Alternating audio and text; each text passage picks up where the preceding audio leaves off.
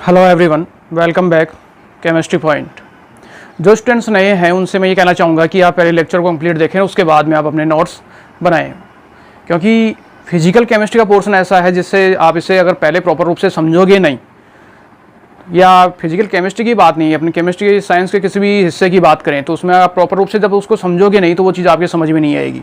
तो अपना main purpose ही समझने का होता है, तो नोट्स कहीं जाएंगे नहीं, कहीं भग नहीं रहे हैं, वीडियो कहीं भग नहीं रहा है, तो आप इसे आराम से पहले उस चीज़ को समझें, उसके बाद में आप अपने नोट्स बनाएं। तो मेरे लेक्चर को जो है वो कंटिन्यू करता हूँ। पिछले लेक्चर के अंदर जो है वो संबंधित राउल्ट के नियम की जो स्थितियाँ थी, राउल्ट के जो नियम थे, उसके बारे में अपन ने डिस्कस किया था कि जब आपने वाष्पशील विलय लिया तो राउल्ट का नियम क्या है, किस तरीके से उसका डेरिवेशन चलता है। जब आपने वाष्पशील विलय युक्त विलीन लिया तो उसका डेरिवेशन जो है वो किस प्रकार से चलेगा और राउल्ट का नियम क्या है, किस प्रकार से वो संबंधित है। यहाँ तक अपना काम हो चुका था। नेक्स्ट वन राउल्ट के नियम से ही संबंधित है, ये जितना भी अब इस साथ चलेगा वो राउल्ट के नियम से ही चल रहा है। नेक्स्ट वन जो आज का अपना जो टॉपिक होगा वो काफ़ी इंपॉर्टेंट है, और आज का जो टॉपिक है वो अपना है आदर्श विलयन, आइडेंटिकल सॉल्यूशन। अब पहले इस चीज़ को समझेंगे, उसके बाद में लिखेंगे, उसके बाद में आपको लिखाऊंगा प्रॉपर रूप से। पहले आप इसके कथन समझिए, कथन क्या क्या है कि आदर्श विलयन क्या है, किसे आदर्श विलयन कहा जाता है। देखो, आदर्श विलयन बेटा उस विलयन को कहा जाता है जो एक पार्टिकुलर सभी निश्चित तापों पर, कंडीशन है, टर्म है इसकी पहली क्या है, सभी निश्चित तापों पर, कोई सा भी आप टेम्परेचर ले, ठीक है, सभी निश्चित तापों पर और सांद्रता परासों पर या सभी सांद्रताओं पर राउल्ट के नियम का पालन करेगा। ठीक है, जो राउल्ट के नियम का पालन करेगा वो कहलाएगा मेरा आदर्श विलयन। अब आदर्श विलयन के लिए तो कह दिया कि वो राउल्ट के नियम का पालन करता है। अब राउल्ट का नियम अपने को मालूम होना चाहिए, तो अगर आपने पिछला वीडियो देखा है, आपने दोनों डेरिवेशन बराबर प्रॉपर रूप से समझे हैं तो दिक्कत नहीं आएगी। राउल्ट क्या कहता है कि मान लो कि मैंने कोई विलयन बनाया और विलयन के लिए मुझे कम से कम दो कंपोनेंट्स चाहिए, दो कंपाउंड चाहिए। तो एक तो मुझे मिल गया विलय और एक ले लिया मैंने विलायक, यानी दो अवयव लिए, एक विलय और एक विलायक, जिसे आप ए और बी के रूप में निरूपित कर सकते हो। ध्यान से सुनना, एक विलय है और एक विलायक है। विलय को मैंने ए मान लिया, विलायक को मैंने बी मान लिया। इन दोनों को जो आप मिक्सिंग करोगे, इन दोनों को आप मिलाओगे तो उससे क्या बनेगा, आपका विलयन का निर्माण होगा। तो जो आपने कंपोनेंट्स लिए हैं, जो आपने अवयव लिए हैं, यानी अवयव ए और अवयव बी, विलय और विलायक, तो उस विलय का कुछ ना कुछ दाब होगा जैसे पीए, और उस विलायक का कुछ ना कुछ दाब होगा पीबी। अब राउल्ट क्या कहता है कि किसी भी अवयव का, जो भी आपने अवयव लिया है, उसका जो दाब है वो उसके शुद्ध अवस्था में दाब, ये शुद्ध अवस्था में दाब, और उसकी मॉल भिन्न या उसके मॉल अंश के गुणनफल के बराबर होता है। ठीक है, ये तो राउल्ट का नियम। ऐसे ही पीबी के लिए क्या हो जाएगा कि पीबी का, उस अवयव का दाब उसकी शुद्ध अवस्था में दाब और उसके मॉल भिन्न या मोल अंश के गुणनफल के बराबर होता है। ये अपने राउल्ट के नियम का कथन था। फिर राउल्ट कहता है कि उस विलयन का जो दाब है, जो आपने विलयन बनाया है, उस विलयन का दाब, तो विलयन का दाब क्या है, पी, उस विलयन का दाब उन दोनों अवयवों के दाबों के बराबर होता है। ये विलयन का दाब है। विलयन किसकी वजह से बना, विलय प्लस विलायक, तो विलय का कुछ दाब है, विलायक का कुछ दाब है, उन दोनों के दाबों के योग के बराबर है किसका, विलयन का दाब। अब पी ए, इसके दाब की वैल्यू मुझे ज्ञात है, पी बी, इसके दाब की वैल्यू ज्ञात है, तो इसको किस रूप में दिया जा सकता है, पी बराबर P not A x A plus P not B x B. ये कंडीशन कहलाती है राउल्ट का नियम। अगर कोई भी विलयन इस कंडीशन को फॉलो करता है, इस कंडीशन का पालन करता है, तो वो क्या होता है, आदर्श विलयन होता है। आगे बात समझ में क्लियर है। मैंने यहाँ पे केवल दो अवयव लिए, ए और बी, द्विअंगी विलयन की बात कर रहा हूँ। आप इसमें बढ़ा भी सकते हो, तो बढ़ाना काहे को, अपने को तो अपना राउल्ट का नियम समझना है, आदर्श विलयन समझना है कि क्या है। आगे बात समझ में क्या ध्यान रखना है कि आपने जो भी लिया है विलय और विलायक, जब आप विलय और विलायक ले रहे हो और उनसे विलयन बना रहे हो, तो उस विलयन का जो दाब है वो उन अवयवों के दाब के योग के बराबर होना चाहिए। अगर बराबर है तो राउल्ट के नियम का पालन करता है, और बराबर नहीं है तो राउल्ट के नियम का पालन नहीं करेगा। जैसे कंडीशन ये वाली, ये इसकी पहली शर्त है। आदर्श विलयन बनने के लिए आवश्यक शर्त है ये पहली शर्त कि वो राउल्ट के नियम का क्या करना चाहिए, पालन करना चाहिए। पालन करता तो है नहीं है।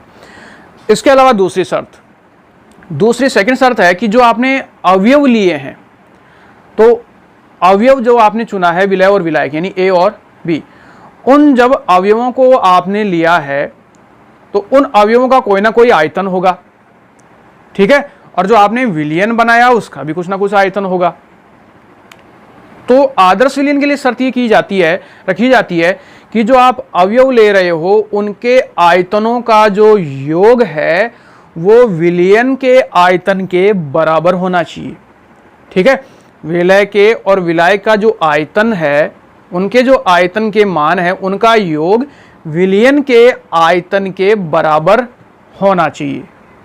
यानी जैसे आपने दोनों अवयवों को मिश्रित किया तो जो आयतन है वो विलयन के आयतन के बराबर आना चाहिए, उसमें परिवर्तन नहीं होना चाहिए। यानी आयतन में जो परिवर्तन है, मिश्रण का जो आयतन में परिवर्तन है वो क्या होना चाहिए, 0। आयतन परिवर्तित नहीं होना चाहिए, और आयतन में परिवर्तन नहीं होता है तो वो आदर्श विलयन कहलाता है। ये आपकी सेकंड स्थिति। तीसरी शर्त ये कहता है आदर्श विलयन के लिए कि जो अपनी एंथैल्पी है, जब आप अवयवों को मिश्रित करते हो, अवयवों को आप मिलाते हो, तो उनकी एंथैल्पी में जो परिवर्तन है वो क्या होना चाहिए, 0 होना चाहिए। मिश्रण की जो एंथैल्पी परिवर्तन है मिक्सिंग करने के बाद में, मिश्रण की जो एंथैल्पी में परिवर्तन है वो क्या होना चाहिए, 0 होना चाहिए। मिश्रण की एंथैल्पी परिवर्तित नहीं होनी चाहिए, आयतन परिवर्तित नहीं होना चाहिए, उसकी एंथैल्पी भी परिवर्तित नहीं होनी चाहिए। तो उस कंडीशन के अंदर वो आदर्श विलयन कहलाएगा। ये उसकी तीसरी शर्त है। नंबर 4, चौथी शर्त क्या है? चौथी शर्त अपने रासायनिक बंध पे है। रासायनिक बंध पे कैसे कि रासायनिक अभिक्रिया होती है, तो रासायनिक अभिक्रिया कब होगी, जब मुझे अभिकारक चाहिए। तो एक अभिकारक मेरे पास ए है, विलय है, एक अभिकारक मेरे पास विलायक है, विलय हो गया और विलायक हो गया। तो विलायक में कुछ ना कुछ अंतराण्विक आकर्षण बल होंगे, विलायक में कुछ ना कुछ अंतराण्विक आकर्षण बल होंगे, अपने अपने अंतराण्विक आकर्षण बल हैं। विलय के भी कुछ आकर्षण बल हैं, विलायक के भी अपने आकर्षण बल हैं। जब आपने दोनों को मिक्स किया तो मिक्स करने पर उनमें रासायनिक अभिक्रिया होगी, रासायनिक अभिक्रिया होगी तो उससे विलयन बनेगा। तो जब विलयन बनेगा तो अभिक्रिया ये कहती है, अपना नियम ये कहता है कि रासायनिक अभिक्रिया के दौरान पुराने बंध टूटेंगे और नया बंध बनेगा। तो नया बंध तो होगा कौन, विलयन का। पुराने बंध किसके हैं, विलय के और विलायक के। विलय और विलायक के हैं पुराने बंध, इन दोनों में क्रिया हुई तो नए बंध बने। तो नए बंध कहाँ मौजूद है, विलयन के अंदर, ठीक है। तो राउल्ट ये विलयन, आदर्श विलयन के लिए क्या कंडीशन दी जाती है कि जो आपके पुराने बंधों का जो आकर्षण बल है, उन आकर्षण बलों का योग जो नए बंध बने हैं यानी जो विलयन है उनके मध्य जो आकर्षण बल है, उनके आकर्षण बलों के क्या होना चाहिए, बराबर होना चाहिए। या यूं कह सकता हूं कि विलयन में उपस्थित अवयवों के मध्य जो आकर्षण बल है वो विलय और विलायक के मध्य उपस्थित अंतरा आणविक आकर्षण बलों के योग के बराबर होना चाहिए। अगर उनके बराबर है तो आदर्श विलयन है, और बराबर नहीं है तो आदर्श विलयन नहीं होगा। ये इसकी एक इंपॉर्टेंट शर्त। और सबसे आखिरी और इम्पोर्टेंट बात, जहाँ से, क्योंकि ये चीज़ें तो मुझे मालूम नहीं होती हैं, नहीं पहचान पाता, इनको तो मैं केवल प्रैक्टिकली देख सकता हूँ कि आयतन में परिवर्तन हुआ कि नहीं, एंथैल्पी में परिवर्तन हुआ कि नहीं, दाब के लिए मुझे वो कंडीशन अप्लाई करनी पड़ेगी जैसे राउल्ट के नियम का पालन करता है कि नहीं, ये सारा प्रैक्टिकली पोर्शन है। लेकिन एक ऐसा है जहाँ मुझे प्रैक्टिकल करने की ज़रूरत नहीं है, जहाँ तक मैं लगभग अगर आइडिया लगाता हूँ तो 99.99% मेरा बिल्कुल सटीक बैठता है, सही बैठता है। वो एक तरीका है, ट्रिक है पहचानने की, और ये मेरा आखिरी पॉइंट है, ये जहाँ से पहचाना जा सकता है कि ये आदर्श विलयन है या नहीं है। ये भी ज़रूरी है, जितने भी शर्तें बोल रहा हूँ वो सब ज़रूरी हैं, लेकिन एग्जाम के अंदर पहचाना कैसे जाए, एग्जाम में ये तो लिख के देगा आपको कि डेल्टा एच में 0 है, डेल्टा वी 0 है, राउल्ट के नियम का पालन करता है, ऐसे थोड़ी ना बताएगा आपको, ये चीज़ें थोड़ी ना बताएगा। तो अपने को मालूम होनी चाहिए कि छांटना है अपने को तो ये आदर्श है या नहीं है। तो ये जो मैं आखिरी पॉइंट बोल रहा हूँ ये बड़ा काम का है, ये ट्रिक भी है यहाँ, वो ये कि आदर्श विलयन तभी बनेगा, या आदर्श विलयन तभी बनता है जो आप अवयव मिला रहे हो। जैसे अवयव ए है और अवयव बी है, आपने दो चीज़ें ली हैं, विलय लिया है और विलायक लिया है। ये जब आप इन दोनों को मिक्सिंग करोगे तो मिक्सिंग करने पे जो विलयन बन रहा है वो आदर्श विलयन तभी होगा जब विलय और विलायक के भौतिक और रासायनिक गुणधर्म परस्पर क्या होंगे, समान होंगे। जब इनके भौतिक और रासायनिक गुणधर्म परस्पर समान होंगे तो ही आदर्श विलयन का निर्माण होगा, अन्यथा आदर्श विलयन का निर्माण नहीं होगा। ये सबसे इंपॉर्टेंट पॉइंट है इसमें क्वेश्चन को पहचानने के लिए। अपना आंसर क्या होगा, भौतिक गुणधर्म और रासायनिक गुणधर्म दोनों अवयवों के क्या होने चाहिए, समान होने चाहिए। समान है तो ही आदर्श विलयन है, अन्यथा आदर्श विलयन नहीं है। अब कैसे मालूम हो सर कि किसके भौतिक गुणधर्म और रासायनिक गुणधर्म समान है, तो उसका एक तरीका हिंट है, वो जिसकी मैं ट्रिक की बात कर रहा था पहचानने की, वो ये कि अगर आपका सजातीय श्रेणी का कंपोनेंट है, सजातीय श्रेणी हो, alkane plus alkane, alkyne plus alkyne, alkyl halide plus alkyl halide, alcohol plus alcohol, aldehyde plus aldehyde, यानी सजातीय श्रेणी हो और उन दोनों को मिला के विलयन बनाया गया है तो वो आदर्श विलयन है, अन्यथा आदर्श विलयन नहीं है। इस ट्रिक के द्वारा ही जो है वो आप उसमें से जो कंपोनेंट्स आपको दिए, जो मिक्सचर दिया हुआ उसमें से आप छांट सकते हो कि ये मेरा आदर्श होगा और ये नहीं होगा। क्लियर है? तो ये जो डिस्कस अपना, ये जो सारी चीज़ें हैं, इसमें एग्जाम्पल भी शामिल करूंगा, वो मेरे इस हिंट पे ही होंगे सारे, उनको यहाँ डिस्कस करेंगे। तो ये चीज़ अपन इस अप टू आगे पढ़ने वाले हैं। तो स्टेप बाय स्टेप अपनी हेडिंग डालेंगे। तो सबसे पहले हेडिंग डालो आप आदर्श विलयन, और इसके बारे में सबसे पहले इसकी डेफिनेशन, परिभाषा की बात करेंगे। तो सबसे पहला पॉइंट आदर्श विलयन के लिए इसकी परिभाषा लिखेंगे। तो इसमें पॉइंट लिखो, वे विलयन जो सभी तापों, परिभाषा लिखेंगे सबसे पहले इसकी, वे विलयन जो सभी तापों एवं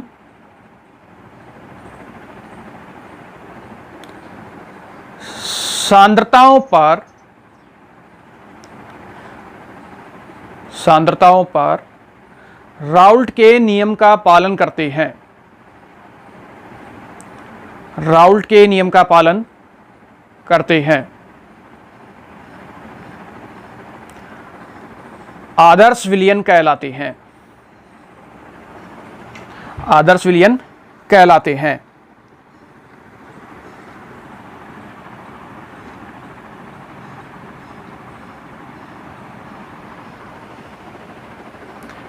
सेकंड पॉइंट, दूसरा पॉइंट लिखो, अवयव ए एवं बी से बना, अवयव ए, अवयव ए एवं अवयव बी से बना,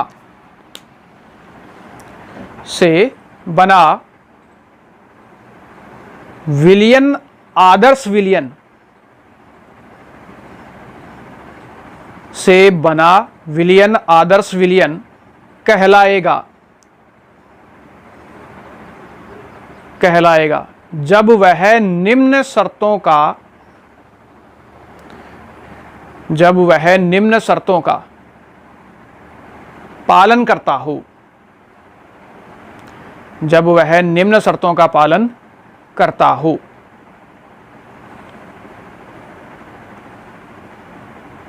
करता हो के आगे डैश कर देना, और इसमें पहली शर्त लिखोगे, नंबर 1 फर्स्ट, पहली शर्त लिखो, वह राउल्ट के नियम का, पहली शर्त है अपने पास, वह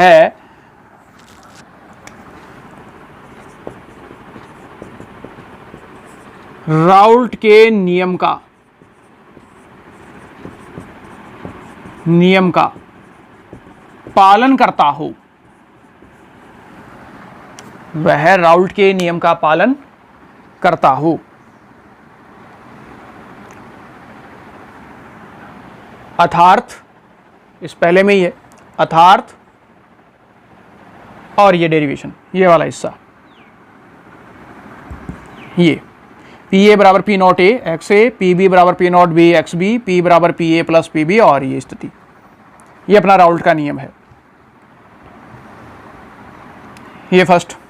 सेकंड नंबर 2, दूसरी स्थिति, दूसरी शर्त उसकी क्या है, उसमें लिखो, दोनों अवयवों को मिलाने पर, दोनों अवयवों को मिलाने पर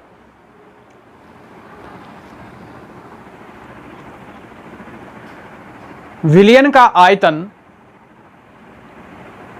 दोनों अवयवों को मिलाने पर विलयन का आयतन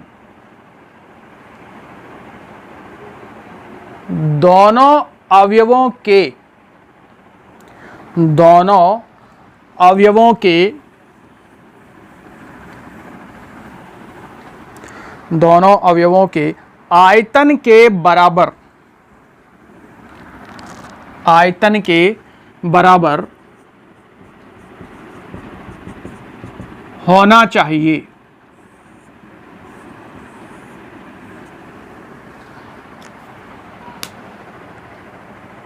अर्थात आयतन में, मिश्रण के आयतन में, मिश्रण के आयतन में परिवर्तन शून्य होना चाहिए। अर्थात मिश्रण के आयतन में परिवर्तन शून्य होना चाहिए।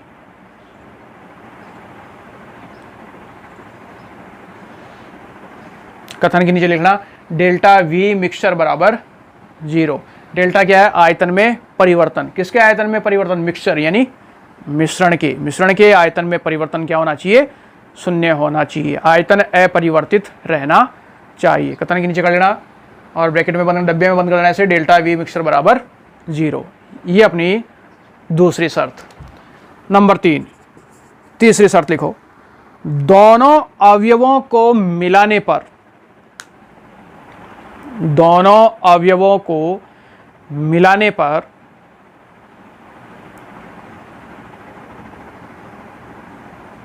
एंथैल्पी में परिवर्तन, दोनों अवयवों को मिलाने पर एंथैल्पी में परिवर्तन शून्य होना चाहिए। एंथैल्पी में परिवर्तन शून्य होना चाहिए। अर्थात डेल्टा एच मिक्सचर बराबर क्या होना चाहिए, 0। कथन के नीचे अर्थात और ये करना डेल्टा एच मिक्सचर बराबर क्या होना चाहिए, 0। कि मिश्रण में जो एंथैल्पी परिवर्तन है उसका मान क्या, 0 होना चाहिए, एंथैल्पी परिवर्तित नहीं होनी चाहिए। ये इसकी तीसरी शर्त है। नंबर 4, चौथी शर्त, इंपॉर्टेंट शर्त है, विलयन में, विलयन में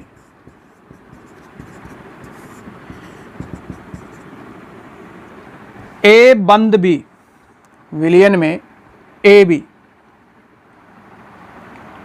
के मध्य आकर्षण बल, के मध्य आकर्षण बल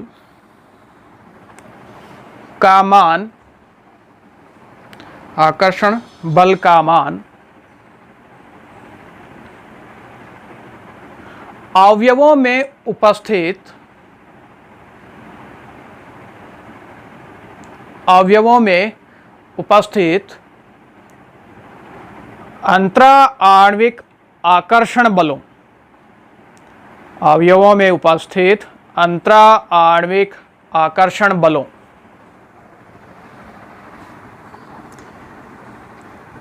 के बराबर होना चाहिए, के बराबर होना चाहिए। अर्थात अर्थात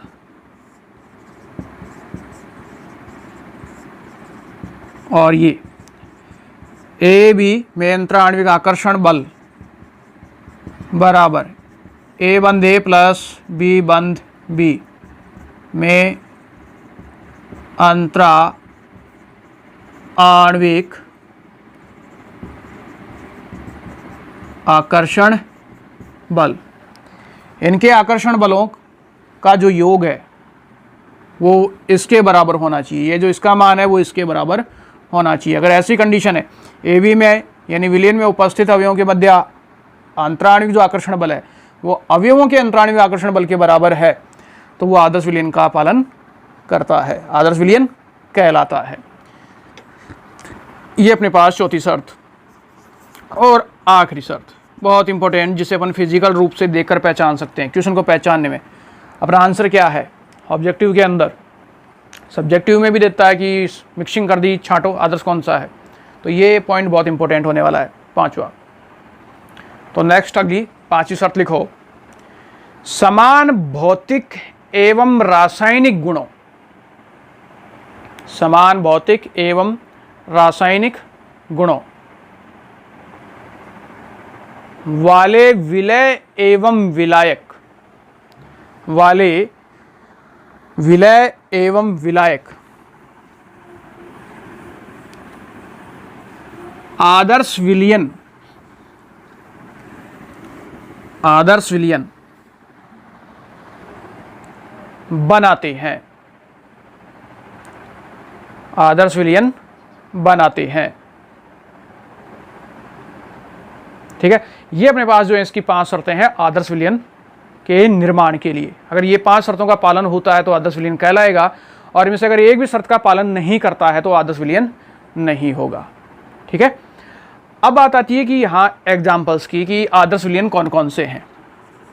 तो एग्जाम्पल की बात करें तो एग्जाम्पल के लिए जो है, जैसे मैं कुछ मिक्सिंग यहाँ लिख रहा हूँ, जरूरी नहीं कि वो आदर्श विलयन ही होंगे, हो सकता है उसमें से कुछ ऐसे हैं जो आदर्श विलयन नहीं होंगे। बस मैं एक पहचानने का तरीका बताऊंगा, आपको हिंट बताऊंगा, एक ट्रिक है वो काम में आएगी, उसके द्वारा अपन पहचानेंगे कि आदर्श विलयन है या नहीं है।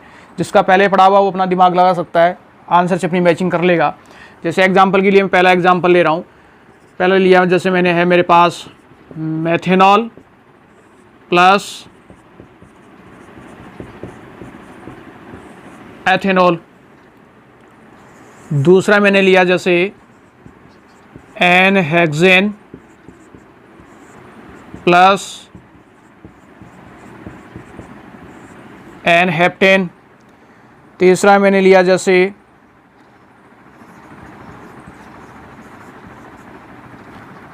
पहले इन दो की बात करें तो देखो इसमें मेथेनॉल और एथेनॉल ये आदर्श विलयन है या नहीं है। तो इसका एक तरीका है आदर्श विलयन को पहचानने का कि वो सजातीय श्रेणी का होना चाहिए। जिनकी श्रेणी सजातीय होती है वो आदर्श विलयन है, और जिनकी श्रेणी सजातीय नहीं होती है वो आदर्श विलयन नहीं है।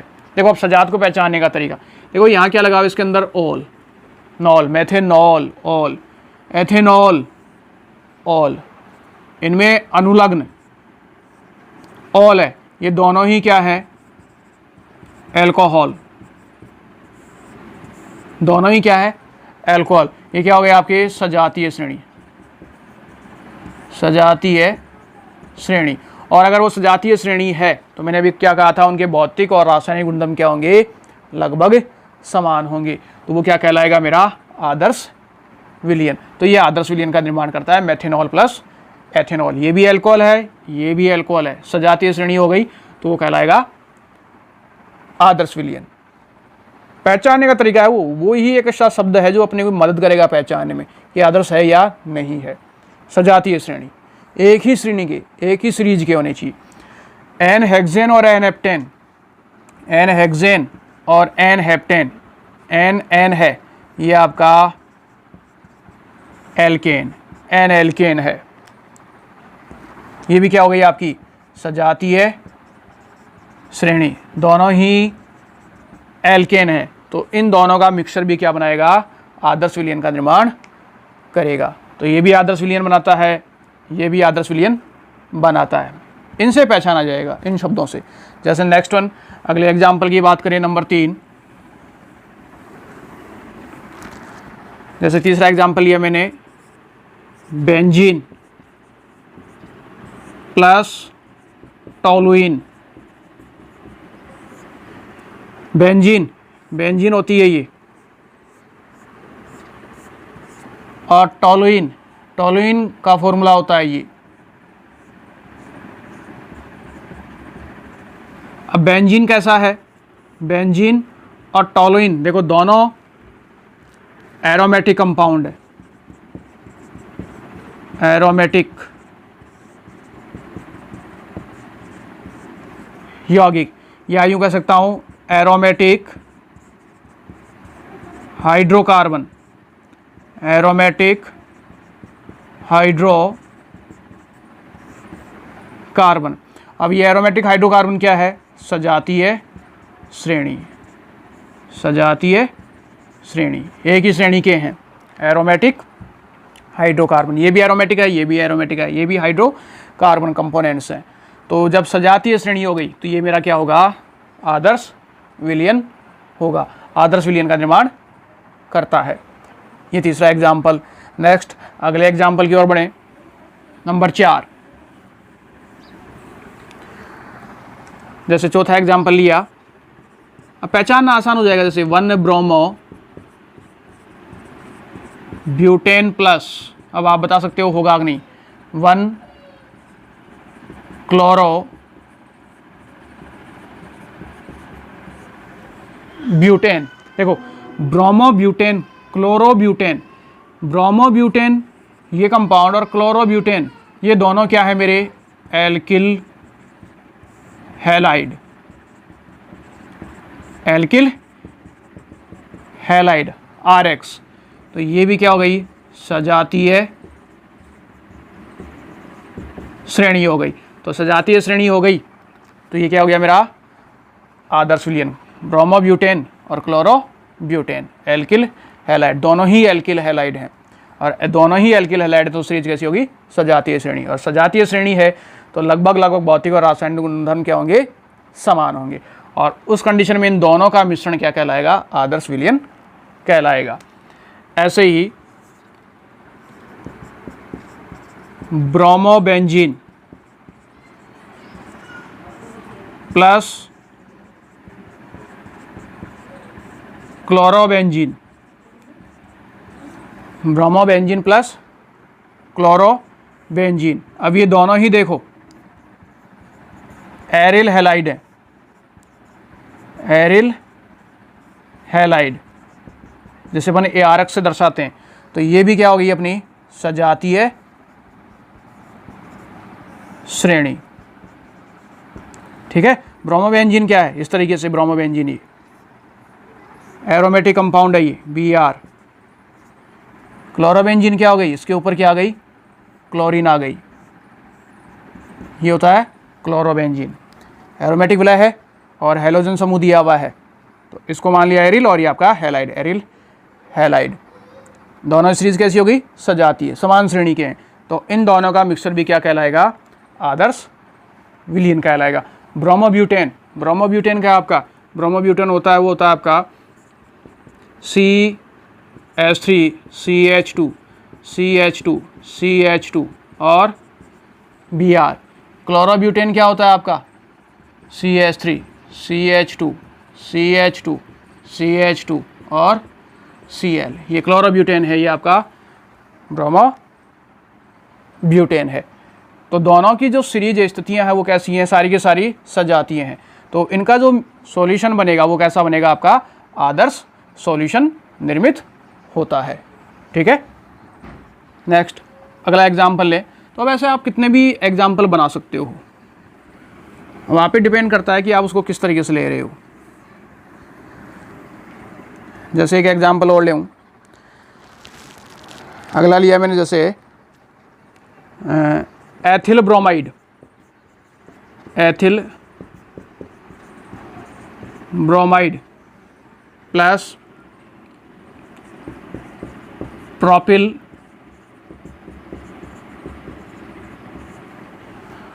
ब्रोमाइड है। छठा होगा, जो भी अपनी मार्किंग देखना, ये मेरा आदर्श विलयन होगा। इन दोनों की जो सीरीज होगी कैसी हो गई,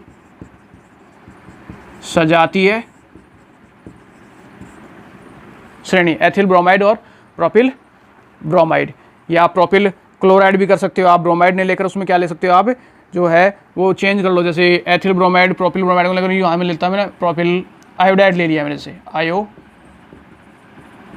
ले लिया, चलो ये ले लिया, कुछ अलग ले लिया, तो ये स्थिति कैसी हो गई, सजातीय श्रेणी हो गई। नंबर 7, जैसे एक एग्जाम्पल ले लिया मैंने ethylene,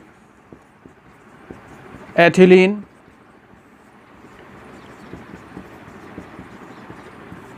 chloride plus ethylene chloride के साथ मैंने ले लिया जैसे एथिलीन ब्रोमाइड, एथिलीन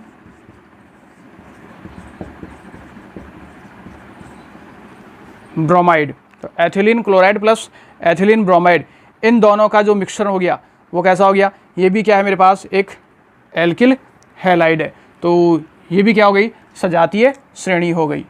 ये और ये क्या हो गया, सजातीय श्रेणी। क्या है ये, एल्किल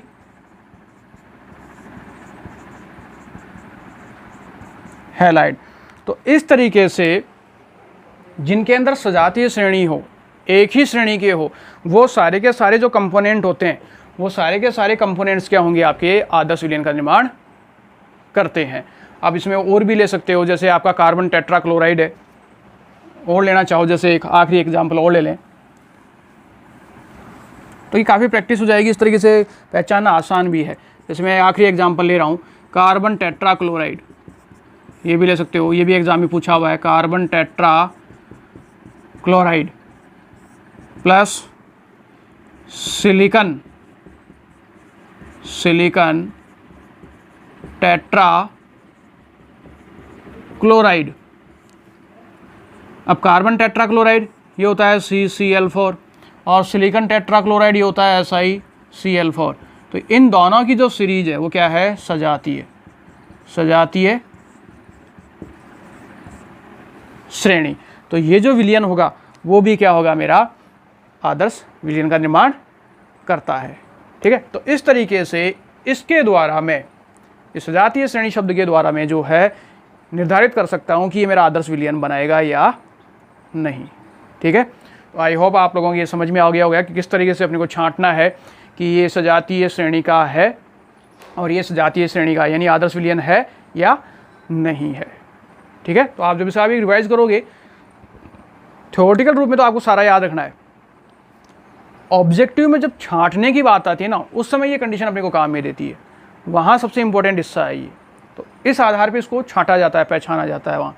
तो कितने को रटोगे आप, रटना नहीं है, थोड़ा सा ध्यान रखना है कि सीरीज़ सेम है या नहीं है। तो फिलहाल इस लेक्चर के अंदर अपन यहाँ अपने इस टॉपिक को ख़त्म करते हैं, आदर्श विलयन को। नेक्स्ट अब इसका जो अगला हिस्सा होगा उसे मैं नेक्स्ट अगली वीडियो के अंदर कंसल्ट करूँगा। तो इससे पहले कि आप इस चीज़ को बराबर रिवाइज़ करें, पीछे का ध्यान रखें, क्योंकि सारी चीज़ें अब इससे जुड़ी हुई आने वाली है, राउट के नियम से ही जुड़ी हुई आने वाली हैं। तो राउट के नियम को प्रॉपर रूप से याद रखना है, तभी आगे का मैटर समझ में आएगा। क्लियर है? तो नेक्स्ट अगले लेक्चर के अंदर मिलते हैं।